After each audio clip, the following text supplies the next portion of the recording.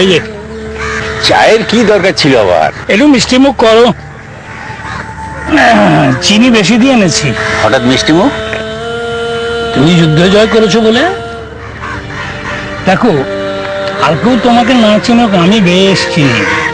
দেখো, তুমি যা করেছো সকলে তা করতে পারে না, যদি বা পারে জিততে পারে। তুমি জিতেছো। আমি আমার লক্ষ্যের শেষ সীমায় এসে পৌঁছেছি দদিজি। আমার অর্জুনের লক্ষ্যের মতো লক্ষ্য ছিল মাছের মুঠো চোখের দিকে,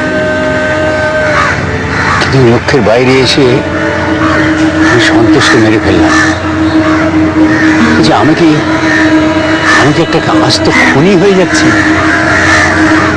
আমার মধ্যে একটা টানা পড়েন, সবসময় একটা টানা পড়েন। তোমার মনের মধ্যে জন্তু বড় হয়ে উঠছে, হতে পারে বাঘ কিংবা হয় না। চারিদিকে কত মানুষ অসহায়, তাদের বাঁচাবে কে? এই জন্তুটা। কিন্তু এ বাঁচানোর কোন উপায়? সবাই তো মরে যাচ্ছে, কেউ বাঁচছে না। তাহলে তুমি বলো, আর কোনো উপায়? কি করে মানুষ মুক্তি পাবে জানাচ্ছ তোমার? যখন তুমি প্রতিবাদ করলে তখন কি হয়েছিল? সবাই তোমাকে শত্রু হিসেবে চিহ্নিত করলো, তোমাকে পাঠিয়ে দিল। তোমার বাবা মা ছেলে সবার দিকে আঙুল তুলে বললো জঙ্গি। ওরা আরো প্রচার করলো আমার সঙ্গে নাকি গোপন আঘাত আছে পাকিস্তানের। ব্যাস থেকে আমি খবর লিক করে দিয়েছি।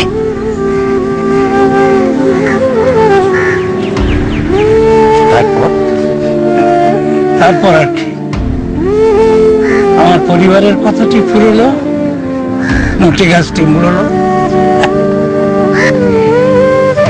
এরপর তো শুধু পালানোর গল্প। আমার চোখের সামনে কুপিয়ে মেরেছে আমার ছেলেটাকে, আমার বউকে পুড়িয়ে মেরেছে। আমি কিন্তু ঠিক পালিয়ে গেছি নিজেকে বাঁচাবার জন্য।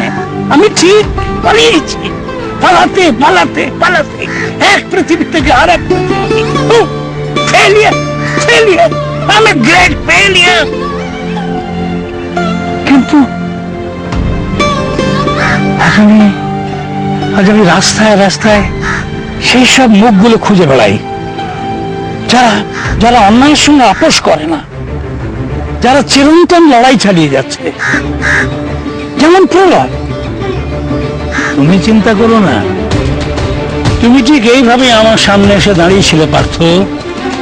আমি তোমাকে বুঝিয়েছিলাম যে আত্মীয় পরিজন মানুষ কেউ কিছুই নয়, আছে শুধু ন্যায় আর অন্যায়।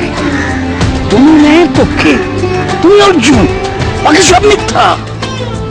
ওদের রথের চাকা বসে গেছে কলঙ্কের পাকে, তুমি অর্জুন। তোমাকে দেখতে হবে ওই চাকা যেন উঠে না আসে। শয়তানকে চেনে শয়তান, তোমার ভেতরে শয়তানটাকে বড় হয়ে উঠতে দাও। সেও তো মানুষ, শুধু তার হৃৎপিণ্ডটা যন্ত্রণায় নীল, ঠিক ওই নীল জলের মতো।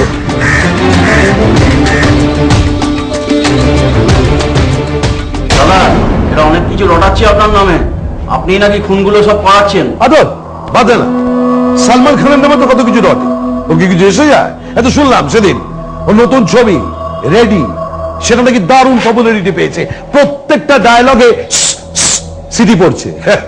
আরে যত রটে তত পপুলারিটি বাড়ে। দাদা, এবারে আপনার বক্তৃতাতেও অনেক সিটি পড়বে। হ্যাঁ, লোকে দেবে সিটি আর আমি দেখাবো আমার ক্যাপাসিটি।